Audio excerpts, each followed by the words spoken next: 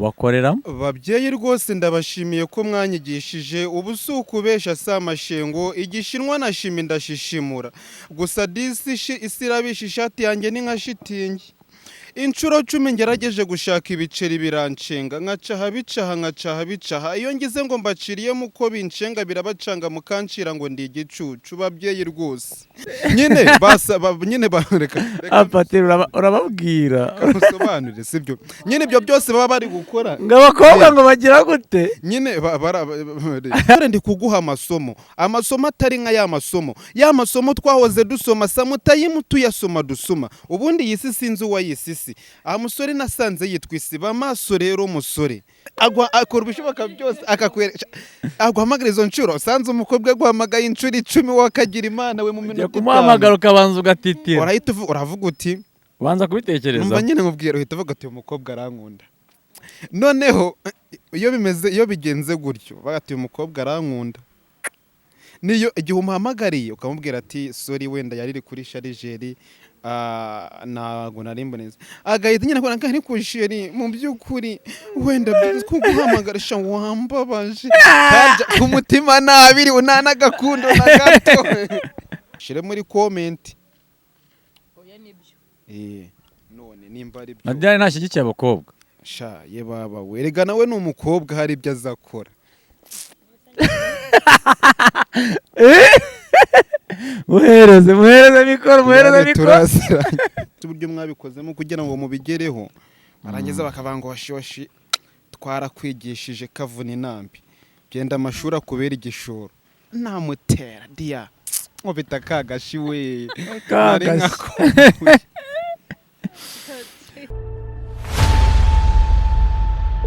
Ibyo twabakiriye nkuko bisanzwe ni Ibaba Studio. Diane umeze neza? Yego. Patrick wabyukiye ku umva. Abyukiye ku mata kabisa. Ngo ntiyakora ikiganiro yari ugikora atarabanza kugira ibintu asoka mu mubiri. Patrick nawe turakwakiriye iminsi myinshi. Abakunzi b'Ibaba bari bagukumbuye gira icyo basuhuze kabisa. Ndabasuhuje nanjye nari mbakumbuye ndacyari wa wundi ntabwo nahindutse uracyari umuhanga ndacyari igitipe cy'imiterere abatoto muri redi nimufatireho ibituza ni nk'ubusitani gusa bwabaye ubusitani bwagutse muri la minsi uzi ko nagiye muri gym abantu bari kumwe ngo muri iyi minsi ufite n'ibituza ubundi niyo mpamvu mba ndi kunywa amata ntago nge ubundi amata narumvishije amata ngo ni ingenzi ngo niyo mpamvu abantu b'i Kigali baba bafite agahu kayaga kanyerera shatse kuvuga ngo Diane na wanywa amata Diane se subo mubona Diane unywa iki byose Jengwa byose yego iminsi myinshi nawe turakwakiriye mu bizuru bya screen z'Ibaba Studio iminsi myinshi kabisa ngaho mwakira abantu babakumbuye pe ngewe nanjye mba mbakumbuye mba nabakumbuye nababuze ariko aho mbabone tuba tugomba kugira ute guhita tuhatwika nk'ibisanzwe ngaho rero dore na mbere nyine tubanje kubasuhuza tubabwira ko twari tubakumbuye nawe twari tugukumbuye mwana yambi Patrick nawe gukumbuye nawe Patrick ariko yaranansuye ndwaye ubwo rero ewana yaceceka se nabivuga yaransuye kabisa ari mu bandwaje kandi ndanamushimira tubahaye ikaze rero kwibaba Patrick nawe ngukumbuye mwana nawe ngukumbuye nawe nguhaye ikaze abantu bacu tubahobere yambi Patrick yambi kaduhoberane turahobeye Patrick muri iyi minsi ugiye mu duki kumaze iminsi uhuze cyane mbo kabanza asome yewe Patrick arabanza agasoma muri iyi minsi nje kubabwira abantu ngo tubafitiye ibintu byinshi Diya byinshi. ariko kamwakirisha Mm. narabikubwiye Diya, ukwiye umuraza mwiza wezi, utari umurezi, utari uruzingo, kuko uri mwiza ngewe ndabizi, nanjye ndi mwiza nawe urabizi, uri nk'akazuba nta by'uburezi, uwakumwaza namumwaza, namuha zeru nini kizibaho kandi azibe, kuko ubu bwiza bwawe buteye ubwuzu mo bebe. Muri top 10 urakaba top, Insta, YouTube na TikTok mu guturendinga urakaba top, ntukabe short urakaba toro, uramutse utewe nta gutuza uwagutera namutera Diya. Ubita kagashi we. Ku cyumweru ubwo ku cyumweru umufana wa boyfriend Patrick na Diane, ariko ngiye ugeze kuri Diane harahengama, abaraje ati ngenje gusura Diane na Patrick. Arambwira abantu ntago bari kuboneka. Kuwa gatanu ni ku cyumweru, kuwa gatandatu. Kuwa gatandatu. Abantu ntibari kuboneka, ati basi bampe mbavugisha.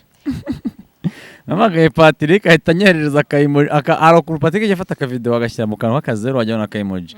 Ahita anyereka ko ari ahantu mu kazi. Abagane Patrick arahuze. Amagaye Diane yari yambwiye ngo ararwaye, ariko kugira ngo abikonfirme ngo yizere yuko ari buze gutaha umutima unyuzwe. Nuko akuvugisha kumva ko urwaye, ndamuguha muravugana.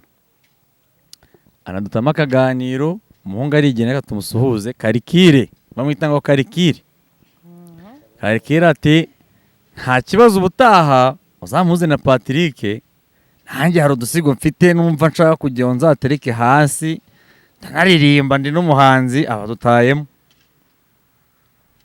Mwabonye ikiganiro yakoze? Patrick uriya muntu mwamubonye gute?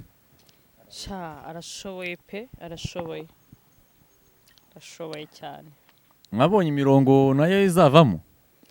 Ibintu byose n'ubushake reka. Yari aturutse Huye. Ikosha ikintu cyambabaje ni ukuntu yaje Mana akagenda tutanabonanye, ako nyine tuzamubwira garuke. Ariko yambwiye yuko once day azongera akagaruka, just aba hari muri weekend gusa kubera impamvu z'akazi. Ariko ubutaha ubwo ngubwo Karikira ahantu uri hose uzagaruke Patrick boyfriend namukubwiriye, nizere kuri kubirekurikirana na Diane yagarutse ameze neza. Turwembe. N'urwembe. Dia. Yo. Nicyo babwira abakunzi bari bagukumbuye koko? Ya, cyambere nuko nanjye narimbakumbuye cyane. Hari n'abampamagaye. Barambwira ati ariko se byagenze bite? Ndabwira maze iminsi ndwaye, nzaza muri iyi minsi, umunsi nagombaga kuzura bizwe nagizemo akazi kenshi sinaboneka, ariko nyine abakunzi banjye rwose nigarukiye kandi siko biri buze kumera neza. Hereza Patrick babwire ngo aminwe kwitama ry'abafana. Ni boyfriend, ndi umuhungu w'umuhanga, aho bahunga sinjya mpunga, nega impanga umpangara murenza impinga, sinjya mpunga muhahagi nubwo butaho ari nkatoye. Ninjye muhungu mwiza umwaza umwiza mwese mwise umwere ntabimwira, nta n'umwate wo kumwaza, ndi umwami utari umwana, ninjye mwarimu w'umwarimu wa mwarimu n'umwari wa wamimwe kwitama. Patrick Karame mani twari tugukumbuye bro. Nanjye nari mbakumbuye. Niyo turi kweditinga ibiganiro hariya ukasanga mu biganiro turi kweditinga nta cyawe kirimo, hari ukuntu bakimeze bazanacitse umuntu yumva wapi, mwumva muri board. Niba ba studio tuba twagukumbuye, twakushatse, twakubuze. Nanjye iyo hano hantu ndahakunda. Ariko Patrick ndagira ngo tubwire abakunzi bacu abafana. Na abakunzi nge sinjya nkunda kwita abafana, sibyo? Abakunzi bawe babwire kuva twatangiye gukora ibiganiro, ni iyihe for cyane ni iyihe advantage byaguhaye kuri Kwibaba TV, kwana Kwibaba studio? Mfashije Patrick wagiye umbabarira. Hey abashyushye. ubashaka ngo muhanagure ku munwa nta Diane yarahindutse nta kiguhaka nka mbere. makeya muhanagura yari yabimbwiye. Twagiye ubona ari iki ibiganiro dukora bimaze kukugezaho cyangwa byakumariye bikumaze kumarira muri iyi minsi?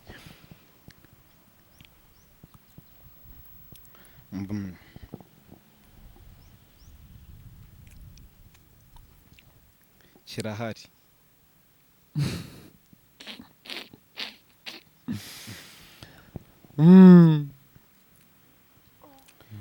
Hariho abantu nahungukiye. Yego. Abo bantu wababwira iki? Mm? Abo bantu wababwira iki? Hari abantu badukunda iyo turi kwibaba. Badukunda. Hari abantu bankunda iyo ndi kwibaba. Ikintu nababwira ntago nzahava. Ubafitiye iki mu gaseke muri iyi minsi bamaze iminsi ugenda? Ntago ujya ubaburira. Ubakoreramo? Babyeyi rwose ndabashimiye ko mwanyigishije ubu si ukubesha si amashengo igishinwa na shimi ndashishimura gusa disi isi irabisha ishati yanjye ni nka shitingi inshuro 10 ngerageje gushaka ibiceri biranshenga nkacaha bicaha iyo ngize ngo mbaciriyemo uko binshenga birabacanga mukancira ngo ndi igicucu. Babyeyi rwose ndabasaba igishoro ngo ncume gushaka amashu mu gishanga yo gushira amashuri mukancorera nko mubisha muti woshi amashuri akubera igishoro aho kuma igishoro ngo njye gushora mu mashu. Uyu Patrick ni mu mutama h'ubutunzi buturuka umutima ugiye guturika. Ababyeyi rwose mwagize ibambe ndashaka yuko munyigisha aho ubutunzi buturuke nitayimwe nka tereta fiyete nitayimwe nka mutera urubuto nitayimwe akabyara titi na teta nagutitira hari bimutunga. Patiri ibishego byawe. Hoya uzi impamvu se mango hari ababyeyi baba barakwigishije. Diana baba yarumiwe. Hari ababyeyi nagari gishengo. Hari ababyeyi baba barakwigishije. Noneho baba barakwigishije ukababwira uti ukabura akazi. Mu by'ukuri ari abatunzi. Ariko nyine wenda bavote nimba muri baba byaranze mu magashoro cyangwa se mu buryo nabikume process uburyo mwabikozemo kugira ngo mubigereho barangiza bakavanga washiwashi twarakwigishije kavuna inambi genda amashuri akubera igishoro. Wowe ukabasaba nk'uduhumbi 5 ngo wenda ujye kugura amashu uzajya ushira amashuri ugemurira amashuri bati washiwesha amashuri akubera igishoro. Mana yanjye noneho bigahurira hehe n'ibyo bya teta na titi? Nyine urumva aravuga ati wenda ndashaka ko munyerekaho ubutunzi buturuka. Uri kumva ubwo ubonye amafaranga wowe mu gisigo cyawe ubonye amafaranga batujya gutera inda. Hoya nyine ubwo ngubwo urumva mba ndi gukura mu gihe mba ndi gukura nuko bamereze igishoro ku buryo nyine nk'umuntu uri gukura natereta kafiyete dukundana. Bikumva nago nyine wenda nago dukundana nyine n'izina nuko ari ryo mba nakoresheje nka tereta fiyete nkamutera urubuto tukabyara n'imanga wenda twabyara imanga nidutitire nyine hari ibibatunga. Rego mana nyagasani kubyara imanga hari inzara. Wabwiye icyo abasore babona amafaranga bagahita batangira gutereta uwo munsi? Wa musore wumva uyu musore ndi umusore nkawe w'umusore uyu musore ndi kuguha amasomo atari nka ya masomo twahoze dusoma samutayimu tuyasoma dusoma ubundi yisi sinzi uwa yisisi. Musore nasanze yitwa isiba amaso rero musore sha basisita barasamye sisitemu ngo nta gusama uramenya utaba umwasama nkahita nkwita cyasama ibaze kwitwa cyasama wo muri iyi sama. Bamaso rero musore sha basisita barasamye basamye kurusha umukasi baramuka kurusha amakasi songi babyina sikosa. Bamaso rero musore nubwo banavuga ngo ni nako gisa. Icyo nababwira nyine nibashishoze. Ako sikosa urayizi? Nyine bareka Patiri urababwira musobanurire sibyo nyine ibyo byose baba bari gukora ngo abakobwa ngo bagira gute nyine basisita barasamye sisitemu ngo nta gusama uramenya utaba umwasama nkahita nkwita cyasama ibaze kwitwa cyasama wo muri iyi sama. basamye kurusha umukasi baramuka kurusha amakasi songi babyina si ikosa nyine ibyo byose baba bumva nta kosa za makasi ziba zimuka baba bumva nta kosa ririmo ibyo byose baba bakora baba bumva nta kosa ririmo ariko si bose da Patrick ukikunda kwibanda ku bakobwa nyine mani muri abajama nabo nzabakoraho muri iyi minsi ariko abasani abajama ariko abakobwa uracyabifitiye ariko ibyo mvuze nibyo ntabwo ari bose by the way gusa nyine hariho abameze gutyo bafashe uwo mushinga sisitemu ngo nta gusama iyo sisiteme irahari ariko se akantu ko kwasama kurusha amakasi koko sisitemu ngo nta gusama araguhamagara akaguhamagara 9 mu munota inshuro 9 mu munota uri kumva ugatuvuga uti this guy she love me she loves nyine akora ibishoboka byose akakwereka aguhamagara izo nshuro usanze umukobwa aguhamagaye inshuro 10 wakagira imana we mu minota kumuhamagara ukabanza ugatitira urahita uravuga uti ubanza kubitekereza numva nyine nkubwira uhita uvuga uti umukobwa arankunda noneho iyo bigenze gutyo bagati umukobwa arankunda niyo igihe umuhamagariye ukamubwira ati sorry wenda yariri kuri sharijeri ntago narimbo neza agahita nyine akora nk'ari ku sheri mu by'ukuri wenda kuguhamagarisha wambabaje ku mutima nabiri unanagakundo na gato kandi Patrick ashobora kuba atendeka oya ngende singo Patrick amusingo ariko nyine akanu kongorerana karagarutse kandi dia Patrick ubona ari singo byivugiye ubwo nibyo none se narenza hiki umuntu ubuzwi n'amabanga yawo suvuze ngo uri singo urabiteje baraje batonda umurongo iza peri ubu hari abantu bazi kukunda na Diane nibaze abatabyina sikosa sikosa kubera iki sikosa ni iki kibazo kirimo bihura bite nyine ibyo byose abasisita bakora bo bumva atari ikosa ngo ibi byose dukora sikosa nicyo mba nshatse kuvuga barabikora nyine bakumva nyine nta kosa ririmo kandi ubundi rihari niyo mpamvu navuze ngo songi babyina sikosa sikosa nawe sikosa twarumiwe Christopher we aha Patrick ngo sikosa dia sikosa harimo amagambo uri kumva sinzi Patrick inahimba inspiration haniba yavuye umva mbona niyo wamuha ikisi sinzi imyaka wamuha kugira ngo akubite hasi nyine ariko nyine nari amagambo avuga nkahita niheba ngewe nyine mbona Patrick bakobwa wagira ngo nabo baracyari kugira wagira ngo ahubwo hari icyo apfa nabo Patrick dupfa iki nk'umukobwa uzakundana na Patrick akajya murabura gutya azajya amubwira agenda uzajya mutiritinga azajya kumuhamagara ni imitoma kumwakira ni imitoma kuri gahunda ni imitoma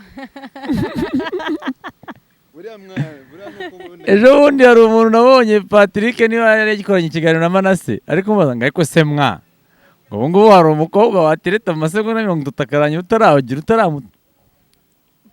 Patrick yamusubije ngo ikira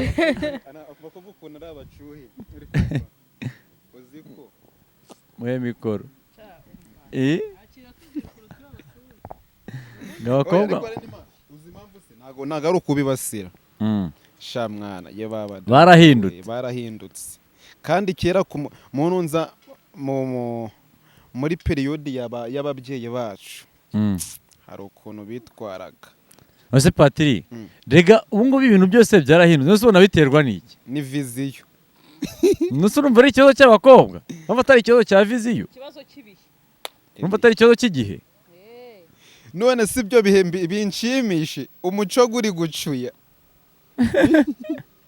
umuco ucuye nishime umuco ucuye mbyishimire kandi nyine wumva viziyo ije rero ubundi reka nkwereke uzi umuco urakura uzi ukuntu ngabake gurakura gurakura urakura oya ntabwo umuco ukura umuntu uzi niba n'ururimi rukura kandi ururimi ari umuco w'igihugu gutuma ururimi rwakura rugasiga umuco.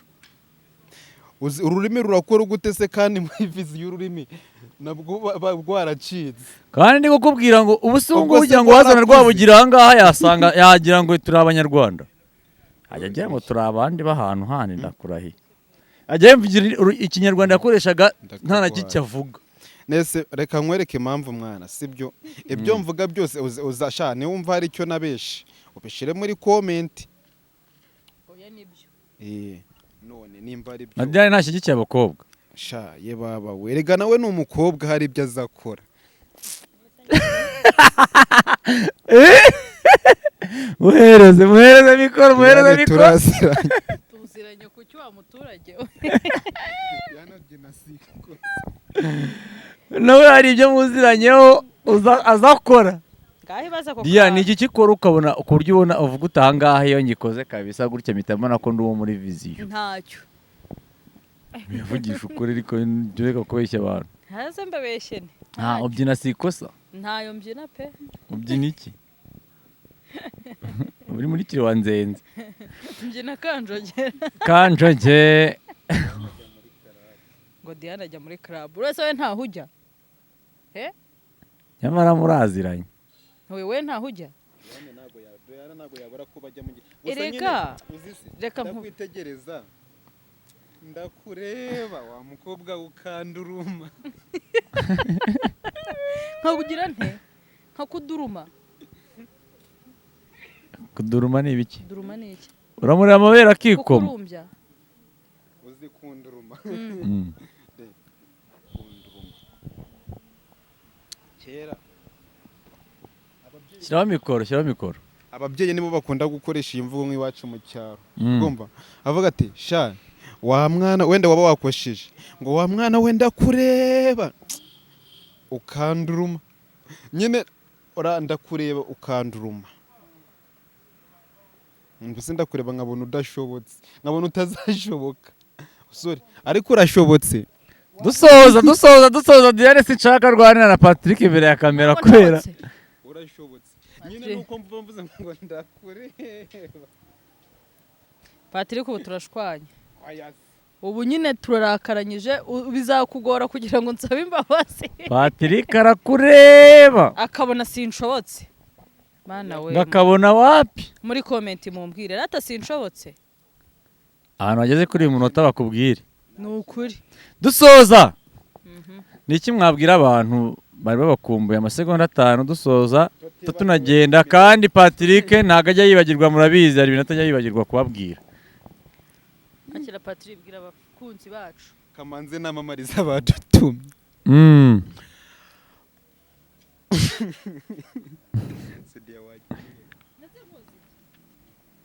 Ngahamamaza abahanzi ba gospel ni ukuri mbona baragowe ibaze yuko nka Vesitina na Dorukasi batakata mikasa ya Kirisitofa nangwa samburera ya Kirisizi nyamara mu gihe Kirisitofa na Kirisizi bo bemerewe gukata si magarara yabo ye baba data 079 6 2 6 ako ni akamomo 072 90 280 6 aya 3 ako Patrick karame iyo nimero utanga byibuze hari umuntu ujya winyongoza umunsi umwe ukajya kubona ukabona ibintu bya you have received birabaye nago biba ariko nzakomeza bazabikora uzakomeza mpaka bibaye.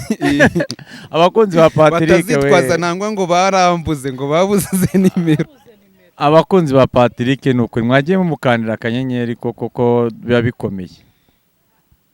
Dia nawe ngaho dusoza nyine no kubwira abakunzi bacu ko tubakunda turi kumwe nabo kandi tubitayeho. Abakunzi bawe baracyasaba nimero na n'uyu munsi. Narayibahaye turaza kuyandika hejuru. We love you. Ibiganiro byacu byo nakagaruka ni kwibaba studio. Murakoze cyane.